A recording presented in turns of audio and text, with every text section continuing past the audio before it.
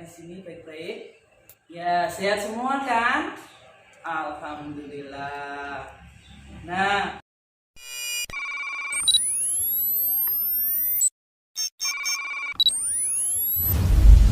sebelum pembelajaran kita mulai, mari terlebih dahulu kita berdoa menurut agama dan kepercayaan kita masing-masing. Berdoa dimulai. Berdoa selesai. Ya, hari ini Bu Ani mau mengabsen kalian. Aisyah ada, ya, Nelly, Ferdi, Alfa, ya. Alhamdulillah hari ini masuk semua. Kita belajar bersama pada hari ini. Sebelum pembelajaran kita mulai, terlebih dahulu mari kita belajar. Belajar itu untuk masa depan kalian. Jadi tidak hanya sekarang saja. Untuk masa depan yang akan datang juga perlu dilakukan belajar. Belajar itu dengan semua orang. Kalau kita pintar, kita boleh memberikannya untuk orang lain. Asal pembelajaran itu belajar yang baik.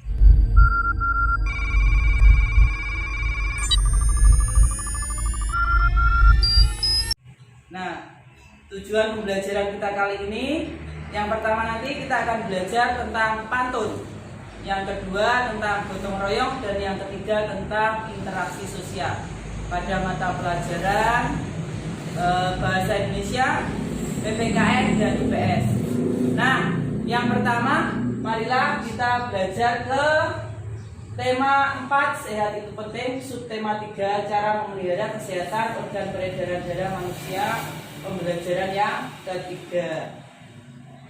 Nah, pada kali ini tujuan pembelajaran kita ada pada yang pertama, dengan membaca teks pantun, siswa dapat menjelaskan isi pantun yang disajikan secara tertulis.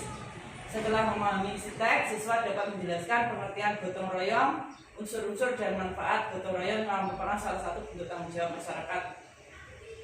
Setelah mengamati video, siswa dapat menganalisis akibat-akibat yang timbul karena tidak adanya penerapan tanggung jawab di masyarakat. Kemudian setelah membaca teks, siswa dapat menyebutkan tanggung jawabnya sebagai warga masyarakat. Setelah membaca teks, siswa dapat menemukan informasi mengenai penerapan tanggung jawab dalam masyarakat.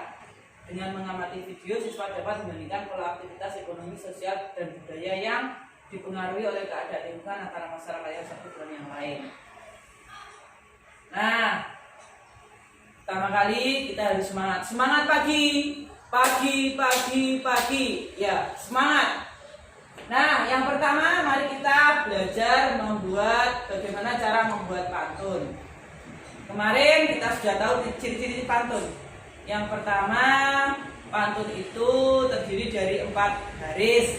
Kemudian bait pertama dan kedua adalah sampiran. Bait ketiga dan keempat merupakan isi. Nah, perhatikan sajak dalam pantun. Ayo, ada yang mau membaca? Ya, baca ya. Jalan-jalan dekat pohon, tempat indah hijau rumput. Pada Tuhan kita memohon, sesuai ajaran yang kita anut.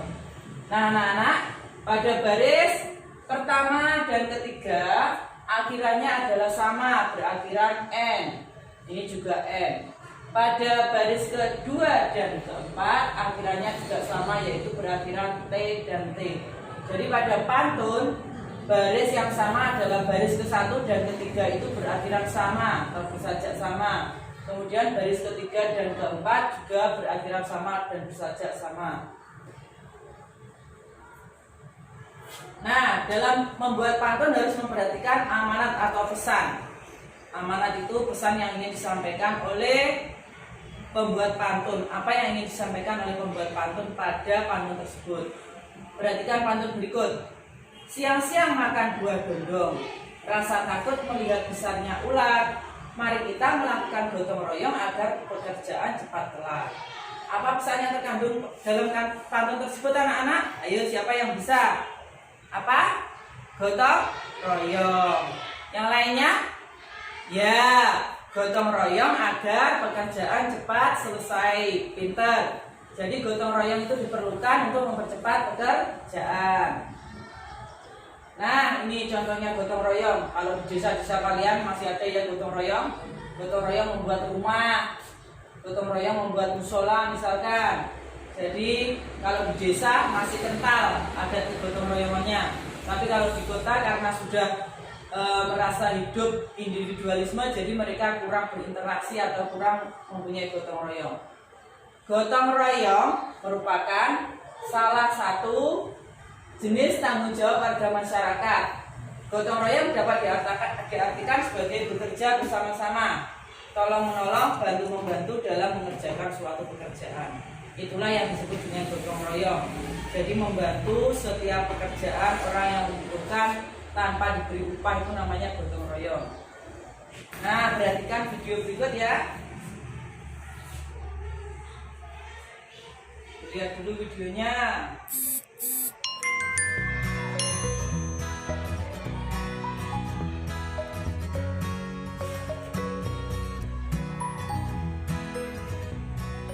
Ayah sedang apa? Oh, ini naruh beras jumputan. Beras jumputan itu gunanya buat apa? Ayo anak-anak, minum dulu. Itu salah satu simbol gotong royong di Indonesia. Juga membiasakan keluarga kita menabung. Di daerah lain ada juga. Di Jawa Barat sebutnya parelek. Oh gitu ya. Membangun jembatan dan pindahan rumah pun, masyarakat Indonesia selalu bergotong royong. Semua daerah punya kebiasaannya masing-masing.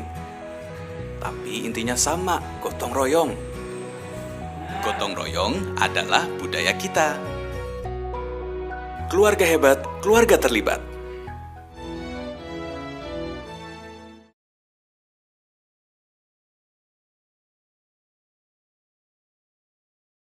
Udah ya anak-anak ya, video tadi. Nah, unsur-unsur dan amanat, unsur-unsur dan manfaat gotong royong. Unsur-unsur gotong royong ada kesatuan, kebersamaan, kekeluargaan, dan kerukunan. Kemudian manfaat gotong royong meringankan beban pekerjaan, membutuhkan sikap sukarela dan ikhlas, mempererat tali persaudaraan, mempercepat penyelesaian pekerjaan. Unsur-unsur dan manfaat gotong royong. Gotong royong merupakan salah satu jenis tanggung jawab warga masyarakat. Tanggung jawab seseorang sebagai warga masyarakat juga tercermin dari sikapnya dalam pergaulan di masyarakat. Jadi kalau sikapnya baik, berarti orang itu senang bergotong royong. Kalau misalkan mereka tidak mau bergotong royong, berarti sikapnya juga tidak baik. Orang yang bertanggung jawab akan selalu berinteraksi baik terhadap anggota masyarakat lain dalam lingkungannya. Ini contohnya, berinteraksi dengan masyarakat lain. Jadi tidak hanya hidup di dalam rumah saja, tapi mereka juga perlu berinteraksi dengan orang lain. Berinteraksi itu berhubungan dengan orang lain. Nah, ini juga ada videonya. Video tentang tanggung jawab, bertanggung jawab.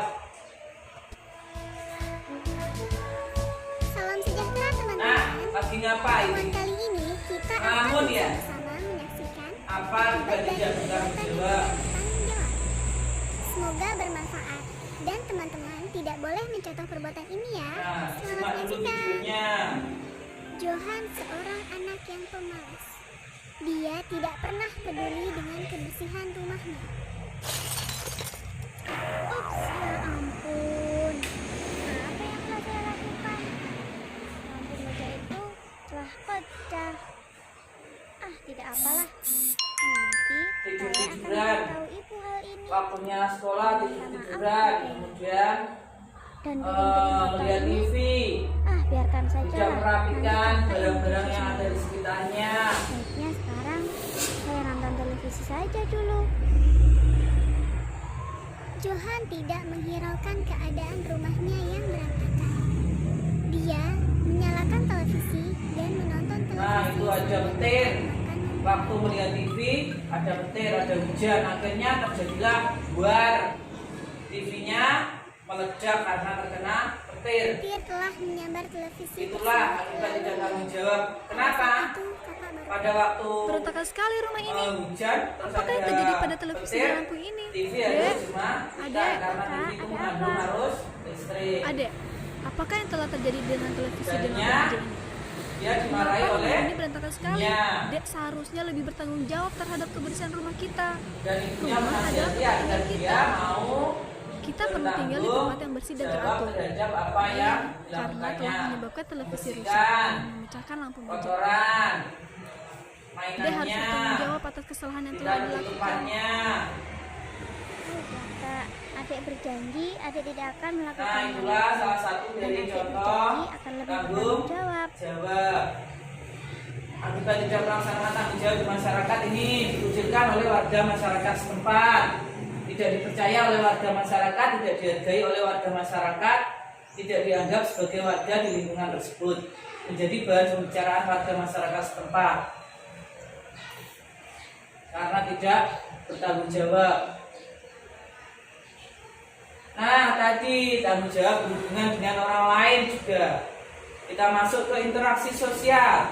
Interaksi sosial merupakan dasar bagi semua aktivitas manusia yang berhubungan dengan orang lain. Proses interaksi tidak dapat dilepaskan dari kehidupan sehari-hari. Proses interaksi ini dapat terjadi apabila ada pertemuan dua orang atau lebih.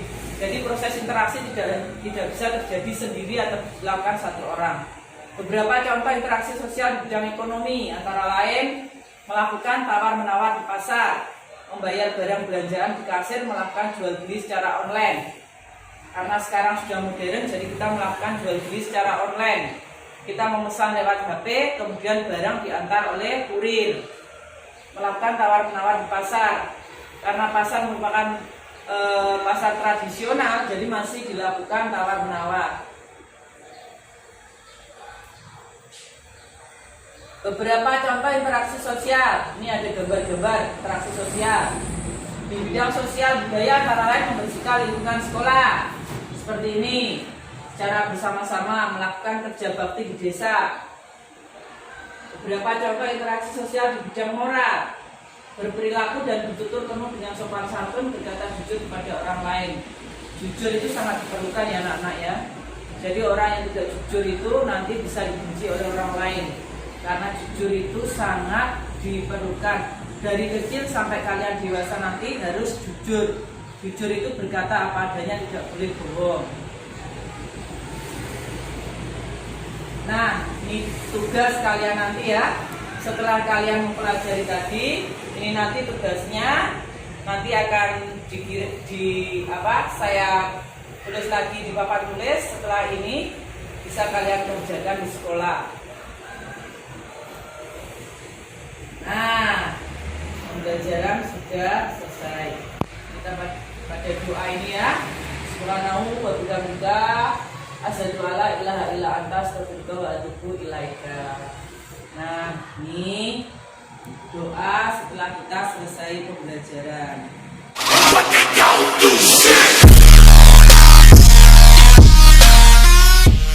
Apa simpulan pada hari ini anak-anak? Kalian tadi telah mempelajari apa? Apa? Satu, pantun. Ya. Yang kedua tentang gotong royong. Yang ketiga tentang apa tadi? Tanggung jawab ya. Yang keempat tentang interaksi sosial.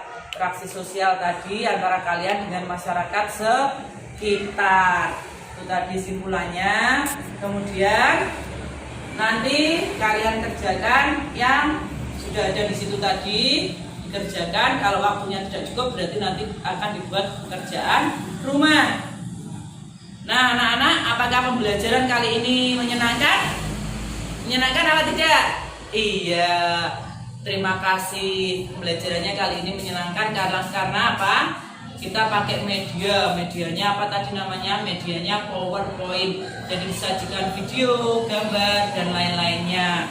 Nah anak-anak, untuk besok kita akan belajar ke tema 4 yang subtema 2, pembelajaran yang pertama. Jadi sebelum pembelajaran kalian sudah bisa siap-siap untuk membaca ataupun berlatih soal-soalnya terlebih dahulu. Nah anak-anak, pada kali ini Bu Ani mau menyampaikan pesan moral. Jadi kita harus berhubungan baik dengan siapa saja tanpa membedakan suku ataupun bangsa, agama, dan lain-lainnya. Karena apa? Bergaul itu sangat perlu agar kita nanti juga bisa berinteraksi dengan orang lain, berinteraksi sosial ataupun berinteraksi secara individu dengan orang lain. Nah, itulah pentingnya berinteraksi. Anak-anak, sebelum pembelajaran kita akhiri, marilah kita tutup dengan doa. Berdoa sesuai dengan agama dan kepercayaannya masing-masing. Berdoa dimulai, berdoa selesai. Pembelajaran kali ini diakhiri. Saya sampaikan terima kasih. Wassalamualaikum warahmatullahi wabarakatuh.